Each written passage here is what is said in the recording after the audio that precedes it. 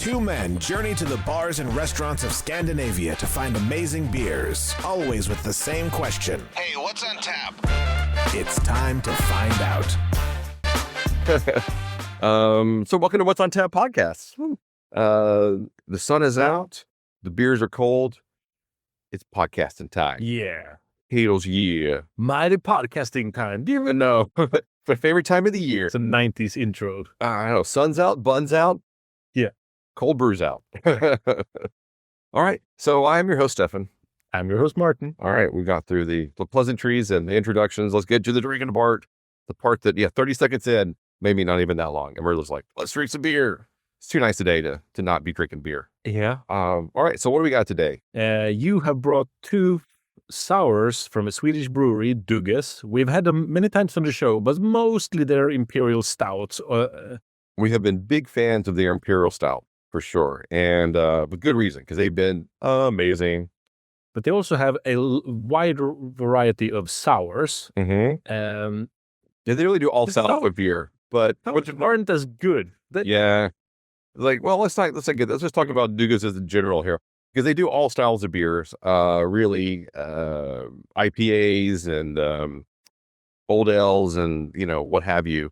So they have quite an eclectic variety of stuff. But we haven't really gotten to their sours too much. So that today would be fun to get into a couple of those to see what we think. Yes. Especially now that it's a nice warm summertime and maybe we think these could be some good summertime beers. Yes. All right. So first up, we have their hatten, which is hibiscus and pink grapefruit sour at 4.9% ABV. It is a sour with hibiscus and pink grapefruit for an elegant freshness. And really soon we're gonna have to address the elephant in the room, and that's the appearance of this. But let's first give the backstory to this beer. So in Malmö, there's a bar called Far i hatten, the father in the hat, which was named after like the first owner who always wore a hat. That's kind of the back. Really? I didn't know it was called that. In the middle of one of the central parks, the Folkets Park, the Park of the People. And they've always had wide variety of beers. Nowadays they serve pizzas, but and they got this beer as like their house beer. Yeah, Sur i hatten for Far i hatten. And that you brought this from Systembolaget surprised me. I didn't know that they had made it exclusive. I think it's a relatively new addition to the Systembolaget shelves because I don't remember seeing it before. No. Yeah. Exactly. And now the appearance. This is really weird. So when I poured this, I was like, ooh, that's rather gunky for what I was expecting. And now that it's been sitting for, I don't know, maybe 5 minutes, there is a weird, I'm not even sure what the gunk level is on the bottom of this glass, but there's a white sediment within this beer. It has completely separated whatever. It's like a bottle of alcohol with glittery.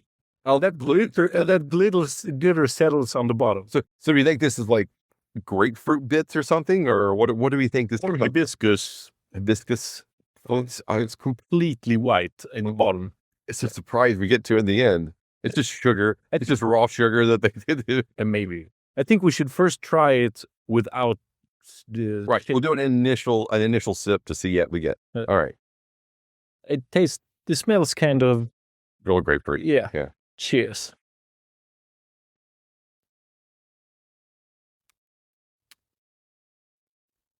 Yeah.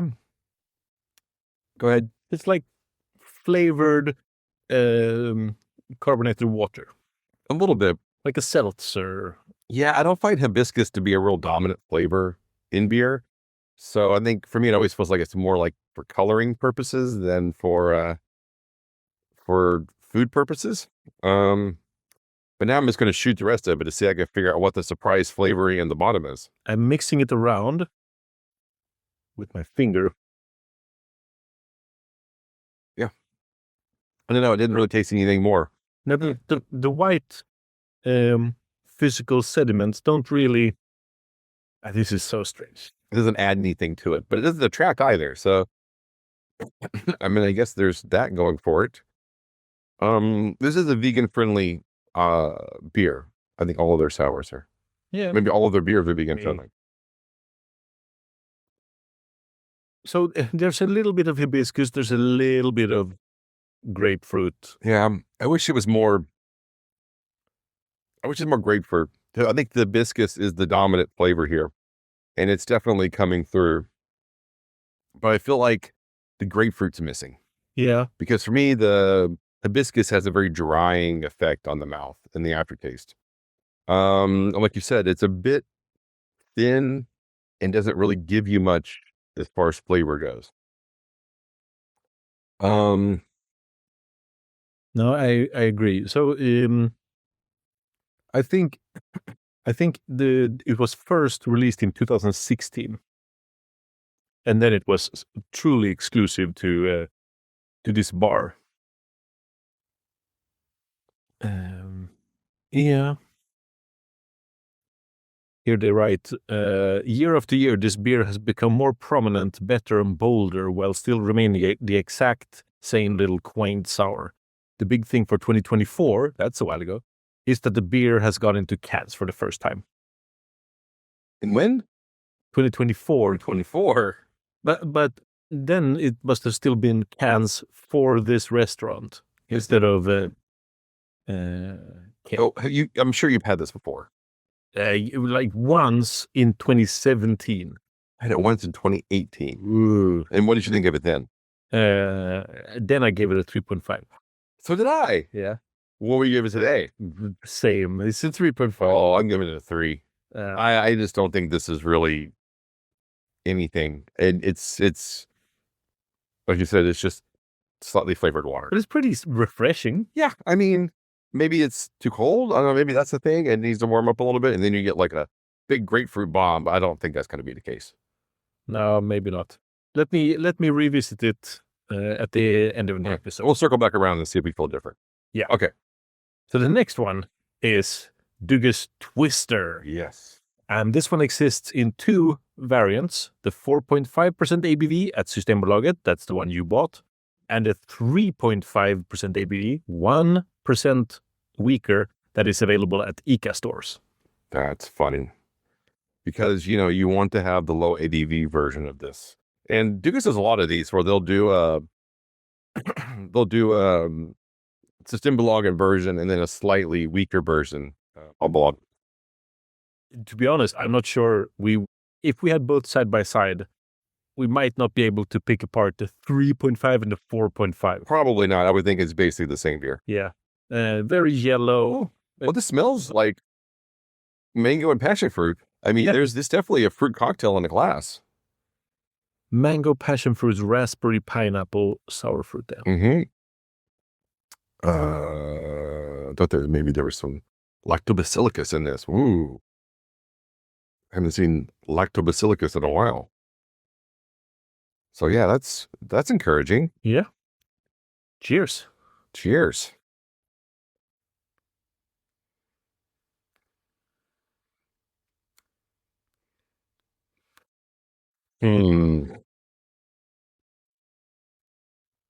So the problem I'm having with this one is the same problem I kind of had with the other beer is it's like when you have those multivitamin drops and you drop it in water and it's just kind of fizzy and it tastes okay for like that. But this beer is just lacking. It's so weird that the mouthfeel is just so unrewarding on this. It is kind of like a vitamin C fizzy tablet. Yeah. Like basically like the pineapple one. If there's a pineapple raspberry one, that's what it would taste like. Yeah. I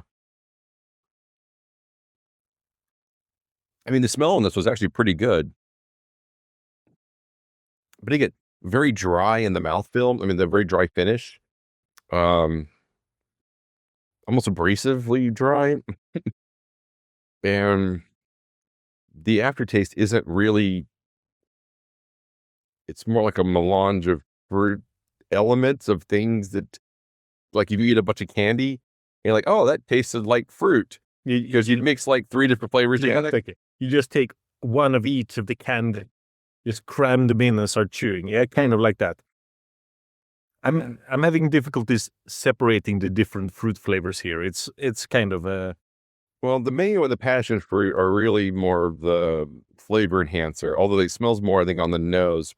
The raspberry, I think, is giving more of that tartness, and the pineapple is giving that overall fruitiness combined with the mango and the passion fruit.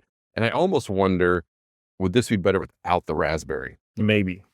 I think the raspberry might be the thing that's throwing it off. So what are you giving this? Maybe a 3.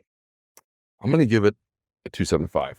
Somehow I actually like this less than the Sodi Hatten, which I was not thrilled with, but at least it didn't give me mouth confusion. No. And the Surhatten isn't growing on me. That might also land on a 3. I think we have to I have to detract some points for that god awful appearance with the sediment that goes to the bottom and then doesn't taste anything. What is that? You know, at first I was like, this looks kind of like one of those messy hoppy beers, like New England IPAs, where all of the sediments down at the bottom, and then you agitate it, and it looks like not great. It kind of reminded me of that. So I was really perplexed why there was so much white gunk in it. Yeah. But now having tried both of these, man, I guess there might not be a follow-up episode of Dugas Sours. And maybe that they put out something more exciting or more but a higher ABV. Maybe that's the problem, is these are too low. I think that the entire Dugas Sour line is meant for a more mainstream audience than you or me. These are meant to be like happily consumed by someone who wants something slight. They don't want the regular lager. They don't like that. They want something fizzy and fun. And if I remember correctly, these are in the lower price segment, especially. Yeah, they're smaller cans, so they're quite easily accessible. Whereas the imperial stouts that Dugas makes are often really weird. Like this is cinnamon explosion or barrel explosion or whatever. I'm missing something here. If I go to Dugas and I look at the number of beers they've released, how many would you imagine that they have? On Untapped, they might have retired a lot. So I wouldn't be surprised if it said 150. Really? Would you be surprised if it said 32? Yes. Very much. Because that really surprised me. Because I was like, oh, well, what else have they done here? It's like, oh, wait, where are the other? So then they're definitely retiring beers. Yeah, it looks like they've taken away a lot of things and have really stuck to their lighter beers. So it's a lot of IPAs, it's Pilsners, it's this Caipirinha sour they put out. That's what we should have grabbed, was a Caipirinha shot sour. Amaretto sour, that would have been. Maybe we'll do that as another episode. So I've tried 387 different Dugas beers. Yeah. So yeah, the 30-something current beers, that surprises me. Oh, because I was like, how many sours do they have? And I was like, we'll never know. Okay, well, we'll wrap this up here. Maybe we'll do an episode with their 2 latest sours, which is the Caipirinha and the Amaretto sour. Those might be fun. Maybe. Or not. Who can know? Impossible to tell. Okay, well, we'll wrap it up here. It's not impossible to tell. It would just be required buying the beers. And then we could totally know. All right. You can find us on what's on tappodcast.com, Instagram, Spotify, Facebook, YouTube, and wherever you find podcasts. So until next time, keep drinking, you dum-dums.